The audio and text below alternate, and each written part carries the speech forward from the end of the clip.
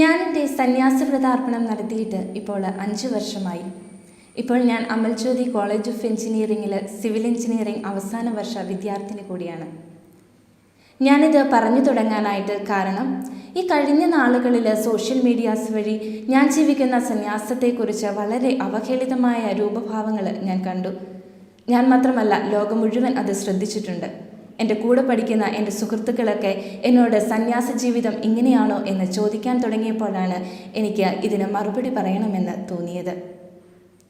അറിവില്ലാത്ത പ്രായത്തിൽ ഞങ്ങൾ എടുക്കുന്ന അപക്വമായ ഒരു തീരുമാനമല്ല സന്യാസം എന്ന് പറയുന്നത്. തുടർച്ചയായ 7 വർഷത്തെ സന്യാസ പരിശീലനത്തിന് ശേഷം മാത്രമാണ് ഞങ്ങൾ താൽക്കാലികമായി വ്രതം ചെയ്യുന്നത്.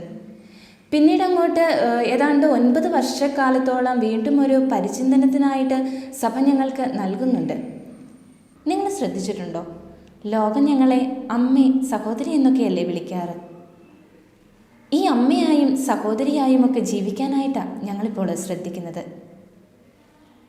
ആരുടെയും സ്വന്തമാകാതെ, ആരെയും സ്വന്തമാക്കാതെ എല്ലാവർക്കും എല്ലാമായി ജീവിക്കാനുള്ള ഒരു വിളിയാണ് ഇത്. ഇന്ന് നമ്മുടെ ഈ ലോകത്തിൽ ഒരുപാട് അനീതികളും അക്രമങ്ങളും ഒക്കെ നടമാടുന്നുണ്ട്.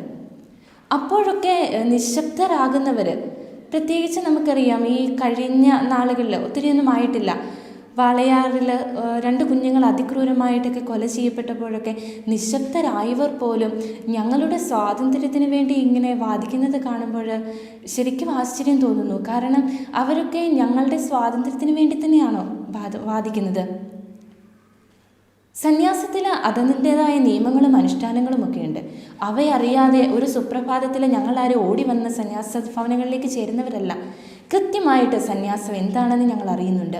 സന്യാസ ജീവിതം എന്താണെന്ന് തിരിച്ചറിഞ്ഞ് അത് പഠിച്ച് അതിലെ നിയമങ്ങളും അനുഷ്ഠാനങ്ങളും ഒക്കെ പഠിച്ച ശേഷം മാത്രമാണ് ഞങ്ങൾ വ്രതം ചെയ്യുന്നത്. അപ്പോൾ പിന്നെയും ഞങ്ങൾക്ക് സ്വാതന്ത്ര്യമില്ല എന്നൊക്കെ പറയുമ്പോൾ എങ്ങനെയാണ് അതൊക്കെ ഞങ്ങൾക്ക് അംഗീകരിക്കാനായിട്ട് സാധിക്കുക? ഞാൻ പറഞ്ഞല്ലോ, ഞാനിപ്പോൾ എഞ്ചിനീയറിങ്ങിന് പഠിച്ചുകൊണ്ടിരിക്കുകയാണെന്ന്. ഒരു എഞ്ചിനീയറിംഗ് വിദ്യാർത്ഥിക്ക് വേണ്ട എല്ലാ സൗകര്യങ്ങളും എല്ലാ സാധ്യതകളും എല്ലാം എനിക്ക് എൻ്റെ അധികാരികൾ, എല്ലാ സ്വാതന്ത്ര്യവും എനിക്ക് തന്നിട്ടുണ്ട്. എൻ്റെ അഭിരുചി തിരിച്ചറിഞ്ഞ് എന്നെ ഇതിനായിട്ട് പറഞ്ഞു വിട്ടതും എൻ്റെ അധികാരികൾ തന്നെയാണ്. അപ്പോൾ ഞാനല്ലേ സന്യാസ സ്വാതന്ത്ര്യത്തിൻ്റെ ഏറ്റവും വലിയ സാക്ഷി.